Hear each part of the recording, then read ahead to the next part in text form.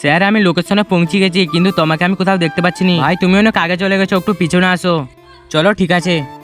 আরে delivery boy তো চলে আসছে, তুই ওকে পেরেশানি কেন করছিস? ভাই তুই ফ্রিতে পিজা খাবি তো নাকি? আমাদের কাছে পয়সা আছে? পয়সা নাই তো আমাদের কাছে। আর ও 30 মিনিট হলে ফ্রিতে পিজা দিয়ে চলে যাবে আমাদেরকে। দেখ ভাই ও চলে আসছে। ওই এই হলো তোমার আসার টাইম নাকি? স্যার তুমি যে লোকেশনটা দিয়েছিলে আমি তো ওইখানেই ছিনু। তুমি আমার অনেক টাইম ওয়েস্ট করেছো, আর আমি এই পিজার পয়সা দেবো নি। আর এমনিতেই 30 মিনিট হয়ে গেলে এই পিজা আমি ফ্রিতে পেয়ে যাব। আরে স্যার এমন করবেন নি, আমার কোম্পানি আমার বেতন থেকে কাটে নিবে। চল দে পিজা, জলদি আসার কথা ছিল না তোর? আরে স্যার তোকে এই বন্যু তো পয়সা দেবো নি, তো আমার পেছনে কেন ঘুরছিস?